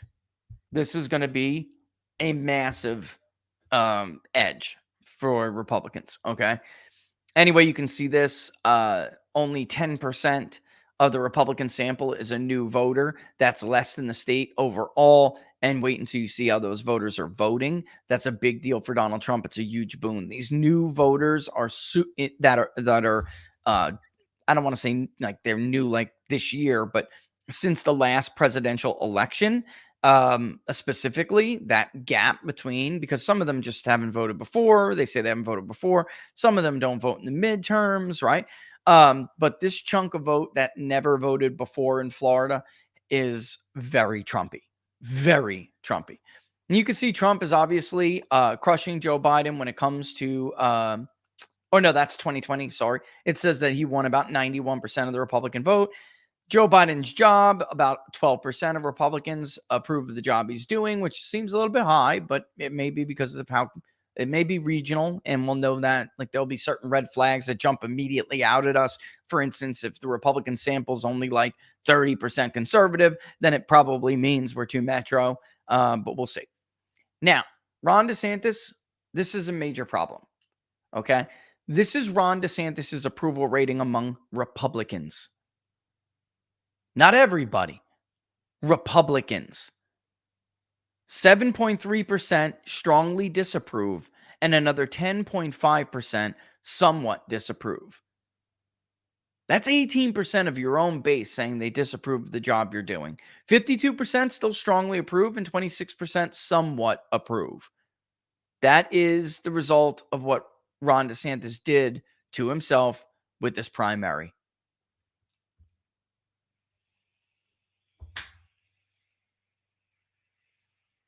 Yeah, and Spinnaker, the super PAC that says that the American Values 2024 super PAC that's getting his signatures, They have been saying that for a while. We got enough signatures to get on the ballot in Arizona, Georgia, and South Carolina. Georgia is a massive undertaking, and we've heard this before, and it's not just the case. And it's not only signatures. I went over this with Roger Stone on the Stone Zone the other day. It isn't just a matter of signatures. Michigan actually is a state where it's much easier than some of these other states to get on the ballot. Joe Jorgensen, Howie Hawkins, they were both on the ballot. Don Blankenship as an independent was on the ballot, and so was Roque de la Fuente in 2020. In South Carolina, Roque de la Fuente and the Green Party, they were both on the ballot. It's easier to get on the ballot there. Florida, fairly simple. Arizona, not simple. In Georgia, only Joe Jorgensen was on the ballot in both Arizona and Georgia in 2020. Nevada also can be somewhat easier. Minnesota's pretty easy. It depends. Wisconsin, we'll see. Pennsylvania is harder than the other two states. Okay. Okay. So this is Ron DeSantis' approval with Republicans, and that's an issue. All right. Trump would win. He lost like 2 votes so far, but really they went to undecided. And then ironically, when you lean them, Joe Biden does worse when you combine them in 2024 than he does. Trump gets above 91% is my point. All right. So he does worse, Joe Biden. He gets a little less than what he got in 2020, excuse me. I'm brain farting out here. Rick Scott, let's go down. Where's Rick Scott? We don't need to do all these. Well, you're going to wind up seeing all this. So Rick Scott's at 72%. Undecided's 14%. That's, they're going to decide for Rick Scott. When it comes to the Republican candidate, they're closer to Trump when it's generic. So Rick Scott has some work to do there. But I'm telling you, he still has a lead. And we're going to show you that right now. Actually, let's go to independents and third-party voters. Then we'll do just pure independents, certain to vote. They say that they voted for Biden by about 3 points in 2020. That's actually pretty close. If you believe the voter validated, it's actually pretty close. They have a decent, approval, but not great. I mean, he's at 40%, it's like ballpark what it is. This time they're going for Trump. And they're going for Trump pretty hard, actually. Trump takes the leaners as well, 53-47, and he already leads Joe Biden 42-29. And yet, when you make those 29% lean, they back Trump by 6 points. So Trump is going to wind up having a pretty decent sized lead with independents in Florida, which, because there are so many more Republicans now in Florida than there are Democrats, that's going to make for a huge lead for Donald Trump. All right. In fact, let's just look at that right now. All right. If you decided today, Biden edges out Trump by 2 with leaners. At least right now he does. It could change. I can see that there are more interviews being added. I'm not kidding when I tell you that is Trump's lead right now. Can you guys see this?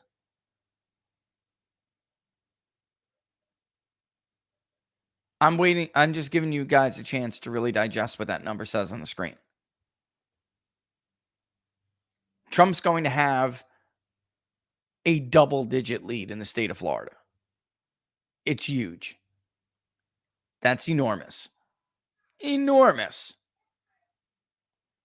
And by the way, Fleet, thank you for that. Is there any way to show a thank you on these things? We don't get many Rumble, what are they called? Rumble, rants, Rumble rants. We don't get many of them. And Fleet, that's very generous of you. Thank you. I'm glad I stopped and saw that. We thank everybody for everything, every way they support us, whether it's sharing or anything. But of course, rants and chats are always really, really welcome. So I'll get to some of the rest of them. We'll make sure. I was wondering if I'm trying to gather some of your questions, but it's not that big. In Rumble wasn't even for a question, just threw it out, and I really appreciate that. Jill Stein, would picking a Muslim impact her on the ticket? That's a good question. What impact would it have if Jill Stein picked a Muslim as a running mate? It could have an impact. It depends who that is. It could have an impact in some of these states like Minnesota and Michigan. I think those 2 states, that would be really, really a big problem, big problem.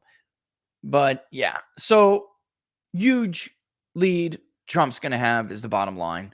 When we ask people to lean, Joe Biden wins the leaners by 2 interviews. That's it. So it's not enough to close the gap. When you throw a generic someone else, Trump is still above the 50% mark, even though Joe Biden does get quite a few leaners. It just closes the gap. Most of them still say someone else. So let's say 13% someone else probably would have.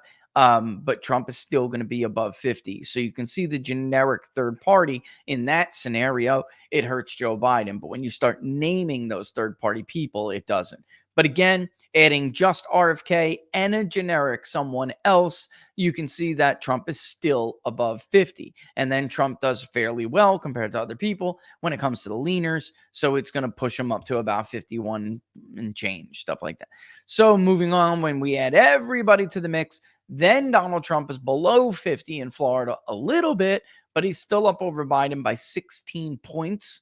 When you lean them, Trump and Biden take about as much, when you lean them, then Trump is edging them out by 1 more. That would be enough to put Trump at about 50. Biden, it would pull him up, but it still would not be enough. Trump would still be ahead by probably 12 points, something like that. So this is a huge lead for Donald Trump. Absolutely huge lead. You could see here that public polling policy is totally full of shit. They put out a poll for Debbie. I mean, they are a Democratic polling firm, and they had her down by 2. Folks, I would have to fudge the data really bad to be able to have Rick Scott only up by 2. I mean, it would be incredibly. Listen, you can voice your opinion, but if you're just going to put out stupid stuff over and over, like Trump is a rapist over and over, you're going to get banned. So goodbye. I'm sorry to say that. It's sad, but true. I like it when people have actual legitimate discourse. I don't want you to agree with me or anyone else all the time. But if you're just a mindless idiot who goes, Trump is a racist, Trump is a racist, Trump is a racist, listen, put the volume down. All right. Figure out something to do with your life that's more healthy. You're a stupid hive mind drone. You're a worker ant, dude. You're a worker ant, and you need to get your life together. I don't know what to tell you. Nobody has ever convicted Donald Trump of being a racist. You watch too much MSNBC, and it's rotting your brain. All right. So with Rick Scott, even with so many being 1 in 5 still saying they're undecided. And I bet you if we did the screens, if we tighten the screen, I bet you it would be, that might go down. Let's just do certainty here.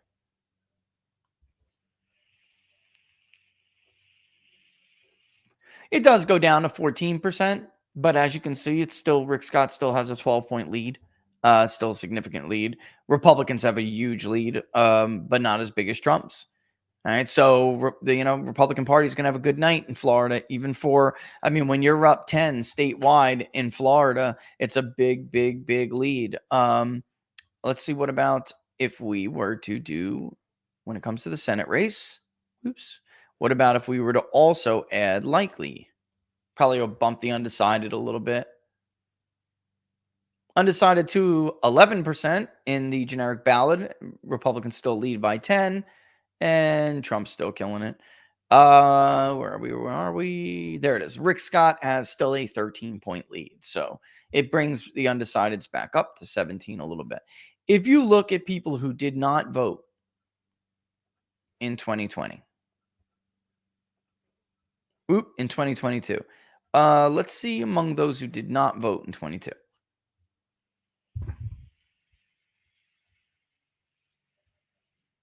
Rick Scott has a 6-point lead among that group. Or no, I'm sorry, undecided is bigger than Debbie's share. He is he's bigger than that. It's 15 points. Republicans have about a 12-point, 13-point lead among that group. And let's go back to Trump, which is the most interesting race, if you ask me. Trump leads Biden 2-1 among people who did not vote in the midterm. That is extremely significant because the midterms produced a red wave. And in a presidential election cycle, there's going to be more voters that don't participate in midterms, obviously. And you would think that would actually tighten the margin. It doesn't here.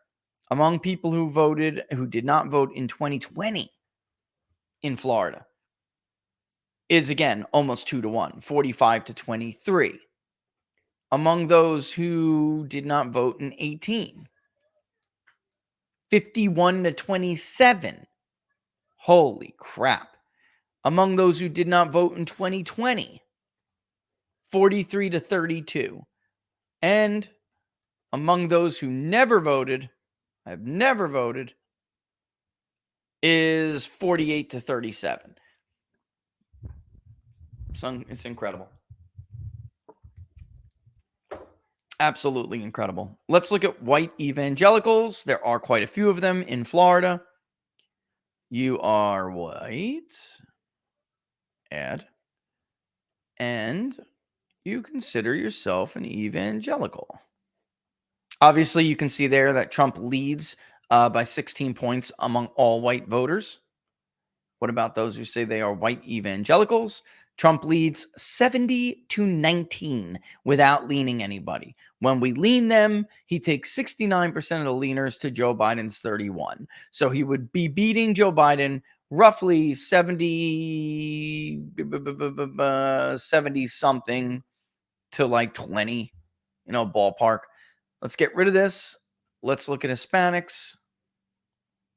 Once upon a time, Trump is beating Joe Biden with Hispanics, although Joe Biden takes 2 more leaners, so they would be roughly close to even. I'm curious, though, who makes up these Hispanics. It may be Rick Scott has a 3-point lead with Hispanics. I'm going down to the Hispanic. This is going to tell us a lot. Hang on one second. Here we go. All right. There, that's why. Okay. So Cubans are 19%. Puerto Ricans are 42%. They're more liberal.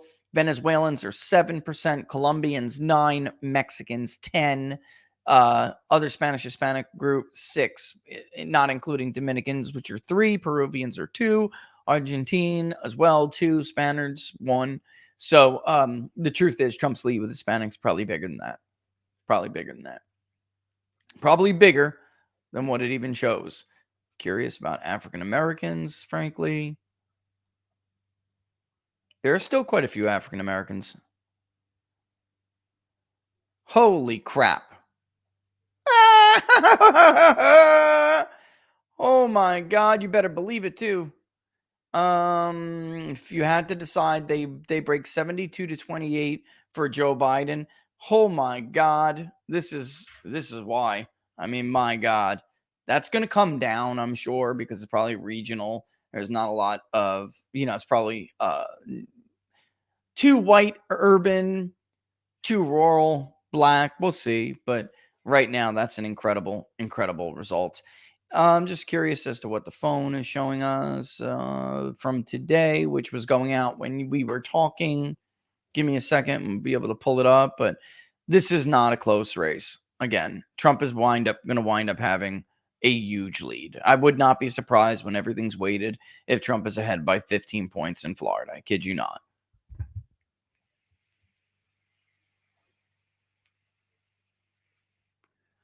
I'm looking now. The phone is, Biden is not faring much better in the phone. He is at least cracking 40%, but Trump leads him by 14 in the phone, 54-40, basically. And what about adding more people? Here's the funny thing. You add that someone else third party in the phone component, and it hurts Joe Biden a little bit. He falls to 38.5. Trump still, however, is at 53.8, so it doesn't really move the needle for Trump. What about when we add 53.8? What about when we add Kennedy? 53.8. Trump's vote just does not fall. What about when Rick Scott is actually doing better in the phone? That doesn't surprise me. It's probably older, and I'm looking at it. I know you guys aren't, but Rick Scott seems to be doing better, and Republicans are doing better overall too. It's probably a little bit older. Who do you trust more on the economy and jobs? Trump 59, Joe Biden 39. Inflation of cost of living, Trump 59, Joe Biden 35. Immigration and border security, Trump 59, Joe Biden 32. Crime and safety, Trump 59, Joe Biden 32. National security and foreign policy, Trump 52, Joe Biden 39. Labor and union, Trump 51, Joe Biden 37. Preserving Social Security and Medicare, Trump 49, Biden 39. So Trump plus 10. Abortion rights and restrictions, they're about even. Trump 40, Biden 39. Threats to democracy and corruption, Trump 51, Joe Biden 42. The Russo and Ukrainian war, Trump 49, Joe Biden 40. Israel and the Palestinian conflict, Trump 52, Biden 37. On the phone, what is the most important issue? By far, it's immigration, 34%. Inflation and cost of living is 23.1 or 23. Threats to democracy and corruption is number 3 on the phone. That's 14. Abortion rights and restrictions, 12. Economy and jobs, 9. National security and foreign policy, 5. Climate change, 2. Others that are specified, 2%. And some of the things people are telling us, why won't it view? Click to view. Housing market, affordability for first-time home buyers. Oh, boy. Oof, that's ugly. And let's go down and see what the most important issue was on this component before we add it.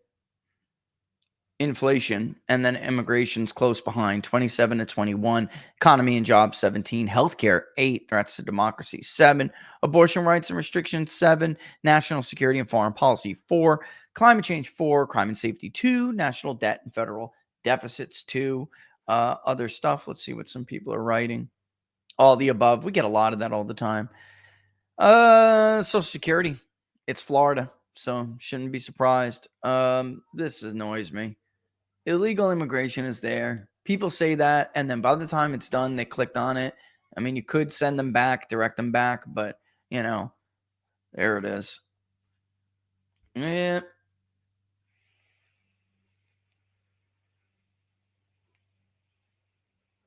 What am I missing here, guys? Oh, yeah, Michael Whatley and Laura Trump, RNC co-chairs now. It's done. That's probably the best thing that could have happened. Let's figure out what's going on here. I would ask what the damn hell that was, but I'm pretty sure we all know. The puppet of this nasty regime lashing out and showing his true face, knowing he's going to lose and likely be pastured. Yep. And then what happens to Joe Biden when they put him out to pasture? What are the odds Biden die? I don't like to say that. Right before the election, and they try to push Harrison on a sympathy vote. Not kidding. I'm not sure that would be enough. She's trailing by Trump by more than Biden is, so I'm not sure.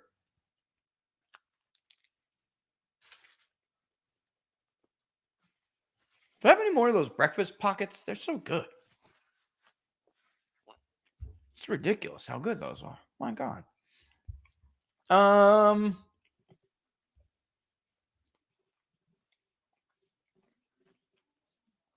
my God, what a mess, Andrew. Look at this, guys.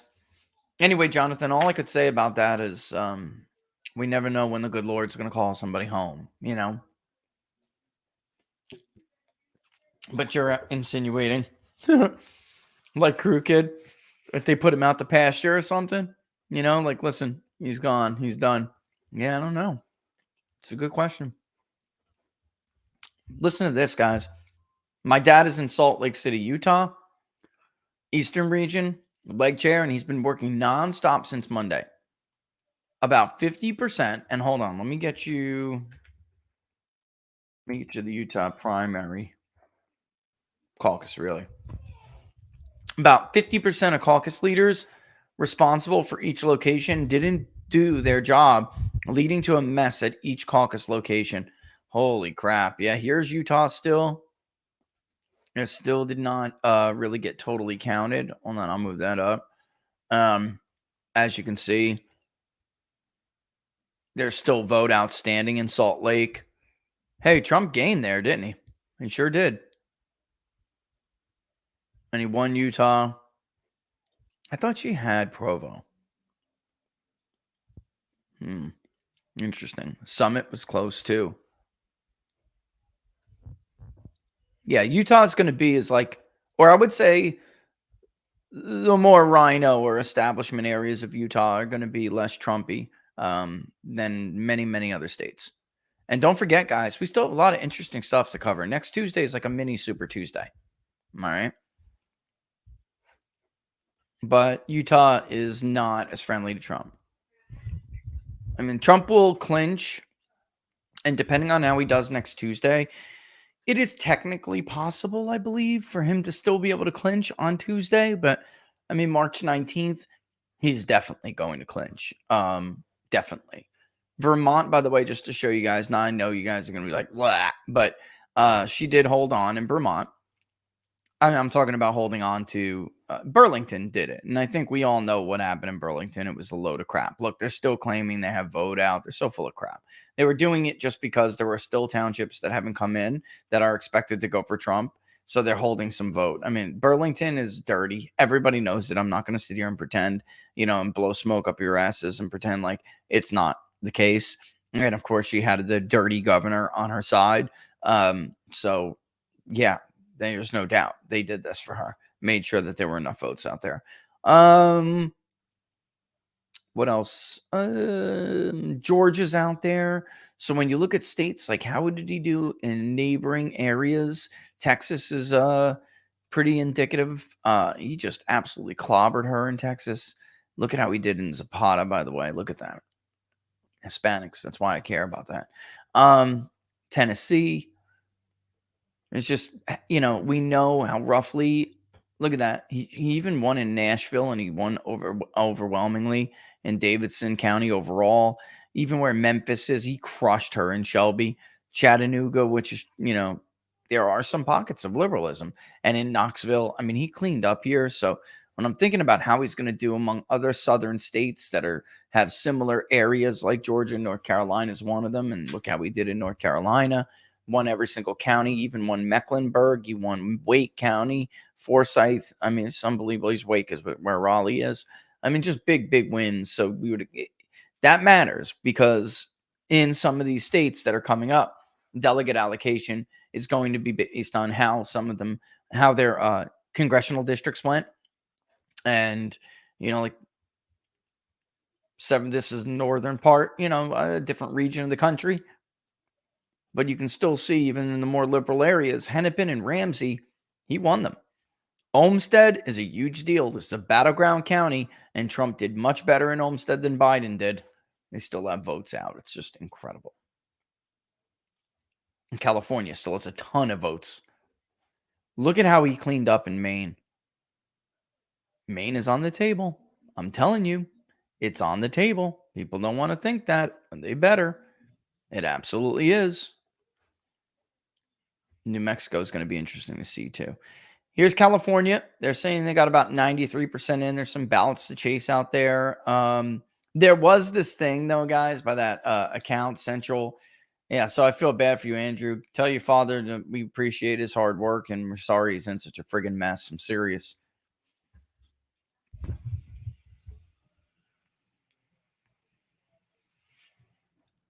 Yeah, this stuff, I mean, Mark Robinson should absolutely sue MSNBC for what they said about him on election night. There needs to be these lawsuits that hold these people accountable. I'm with you guys 100% on that. I really do think so. They're not serious news networks anymore and shouldn't be treated like that. Do you have any part in picking the new RNC chair? I know you mentioned Mr. Whatley would be a good candidate. I assume he will be a huge upgrade. I absolutely did suggest Mr. Whatley, Michael. I did. And I don't know him that well. I just know of him and I know of the job he did. And when asked, I told him what I thought. However, it was not my recommendation to put Laura as a co-chair. And I do think that was a brilliant thing to do because Michael is good at his job, but he's not known for being a chest thumping MAGA, supporter. And let him do his job the way he knows how to do it, but not bad idea to have Laura over his shoulder watching what he's doing. And by the way, I don't know if you guys know this, but Laura is from North Carolina. Yeah. We believe me when I tell you that Republicans in North Carolina are very That's like a big thing for them. They wanted her to run for Senate. I mean, they did. When Ted Budd ran, her name was being thrown around. It's a source of great pride that the president's daughter-in-law is originally from North Carolina here. They really do. They're proud over it. So it was a good idea. I think they're going to be a dynamite team, and I think Michael Whatley has several things that he's got a combination that nobody else had, and that is the experience of running it from a state party point of view. And yeah, the national is different, but not only the experience, but the record of success. I hate to say this, but it's true. Laura and I were in Florida for a long time. All of these people taking credit for how Florida has shifted are full of shit. They were not around. Laura and I never saw them when it was razor thin margins, chasing down ballots. We registering new people who were coming from the Northeast. We never saw any of these people. And that includes the people who surround the governor. He was not there. His people were not there. They were benefactors of the work that everyone else did. And there was no centralized leader. There was no leader of the Florida Republican Party where everyone would say, oh, you know what? We have direction from this person. It's not. You know what kept Florida Republican?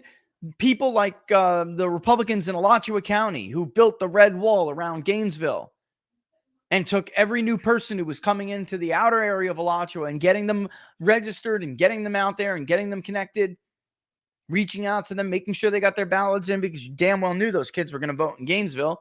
You damn well knew they were going to drive out the population of black voters in Gainesville and other areas like that. That's going to happen. So, I mean, I got to tell you, it's very different in North Carolina. They fight and they've clawed tooth and nail. Laura and I were here less than a week, and they knocked on the door of a new construction home. Welcome to North Carolina. We'd love to get you registered. Have you gone to do your driver's license yet? If you need any help, let us know. They were all over it, man. All over it. Anyway, let's see where we are. And Jonathan adding to Trump must take legal action now. This is where I actually think, Jonathan, the best route is. Co-chairs, I'm reading the other thing, I'm blabbing out that. The best route, I think, has always been, it's like everyone whines about the bias, and to me, it's not bias. These are in-kind campaign contributions. When you see, how could I put this? When you see them, we just read Molly's, from what was that, 2019? We just read Molly's article. When you see them take or make, brazen lies like that, it's not a lie anymore. It's not a bias, especially when it deals directly with a campaign. That's not a lie anymore. That is, and that's helping without contributions, without going through the legal process. Those are providing services to a candidate for free. Actually has a great value. Earned TV media. I always thought the right way to go was not really, Section 201. I always thought it was FCC violations, or FEC, and it could be too. It could be both. But yeah, communications and elections, absolutely. I always thought that was the right way to go. Still do. All right, what else? Fleet. Again, buddy, thank you. As Bannon would say, thanks, Mrs. Laura Barris, the brains who run the deal. True story. Can't lie. True story.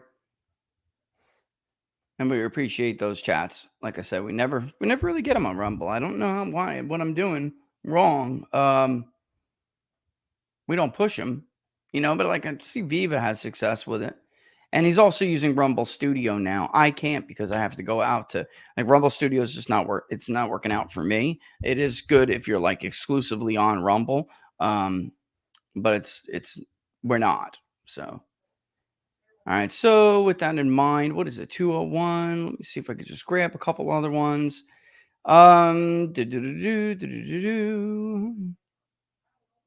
Barnes said Trump would be KIA in 6 months if Scott was the VP. Were you talking about Rick Scott or Tim Scott? I'm telling you, I will end it with this because it's going to get back to polling and then keep, of course, make sure that you stay tuned to locals and Twitter to see when we got more polling stuff to digest and come out. But I will tell you this: Trump's got to think like this. Does the pick hurt me at all? Electorally, and I'm not sure that a pick would hurt him electorally because I don't think he'd make a dumb pick like Nikki Haley, like that would hurt him. And then the second consideration is, are they from a state or a region that'll help me?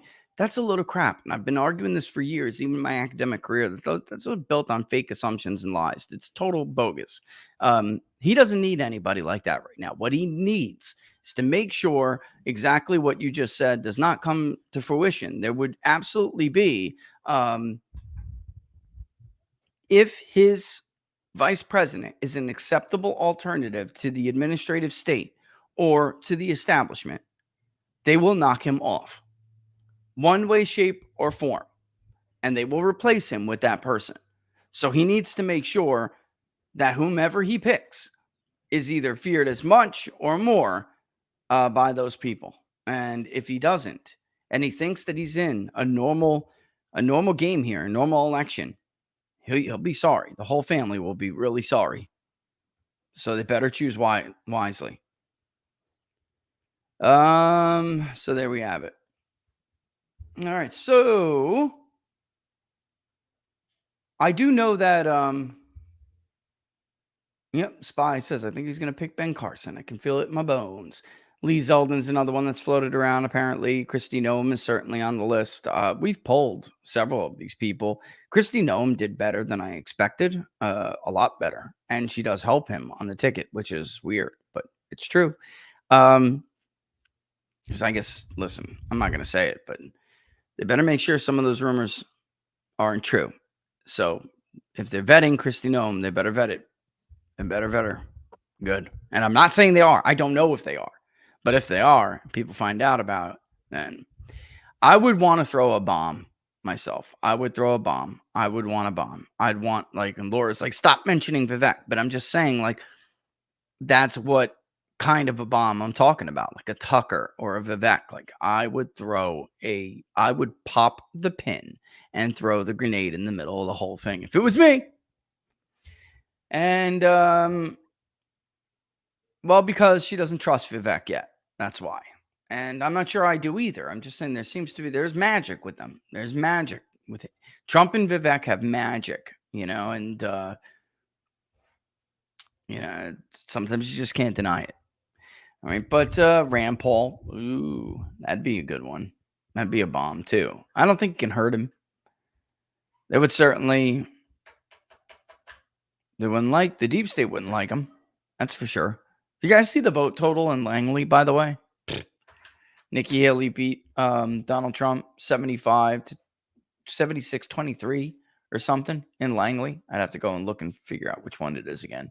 Where are you? I don't know why it's cool. The new versions of Mac cool. It's like telling me that let's go to Virginia real quick before we go. I know it's 2:05, but let me real quick just look at Virginia with you guys. This was a wipeout I don't think anybody was expecting. I don't think anybody was expecting that big of a win. But obviously at Fairfax, and you have Fairfax City, which really wasn't that there. That's interesting. Fairfax City, the vote share was a little lower for both candidates. I'm trying to hover over it, man. It's so damn small. Yep, there. Okay. That's because DeSantis got 2, Christie got 2. That's what the difference is. Huh. But yeah, out in the Langley wards, It was like 76-23 or something, Haley. Ballpark 3-1. Pathetic. But not a surprise at all, because we all know, right? All right, so what else? I think that's about it for now. This, I think, was a little bit, we didn't have a chance to go over it too much, but it did a little bit. Alaska takes some time. It does. Even with Lisa Murkowski's endorsement, she got crushed. What trickles in later is probably going to be a little bit more Trumpy, but in the past, it hasn't been. Like, what was her name? Kelly. I don't want to brutal her name, but the one who ran against Lisa Murkowski last time, Murkowski really just didn't fall. This ranked choice voting thing's got to go. It's got to go.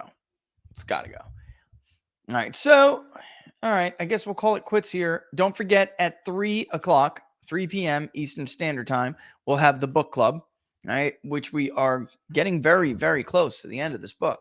Kevin Phillips, we are now, all the way on 443. We're in the heartland still, and we just broke into, we're done with the farm states, I believe, right? Wow, how far did we get into it? No, I guess we're not.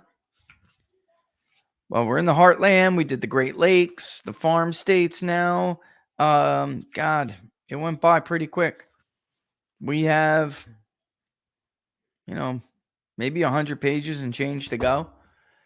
That's not that bad. I mean, we easily get through 20, 30 pages easy. Depends how, I'm a fast reader and sometimes I got to slow it down, but depends on how many people want to read and whatnot. And how much time we want to leave to talk about stuff, but it's coming to a close real soon. So we'll be going into another book after that, of course. That's going to be relevant to what we're doing, what we're seeing. But this is such a seminal book, and you've got to read this book. If you have time on Sundays to join us in the book club, try to do it. If you're a local supporter or a member on YouTube, then you have access to the book club, and you should absolutely try to do it. So it's Sunday, 3 p.m.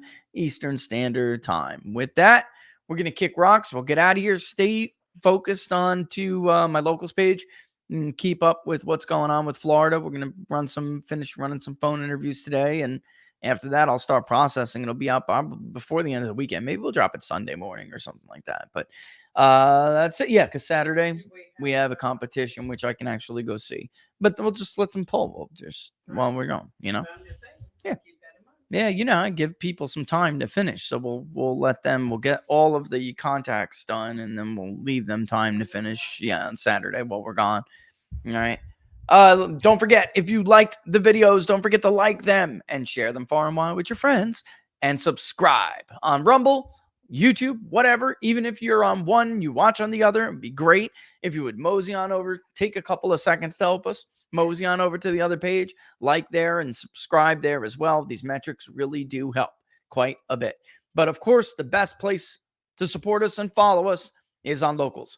peoplespundit.locals.com. All right, with that in mind, we're going to get out of here and kick rocks. We will have a good, safe weekend as well, and we will see you soon. Deuces. Find it? No, she didn't find it. She didn't find it.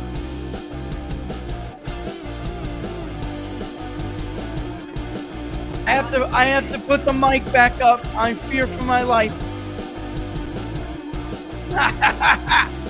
Deuces.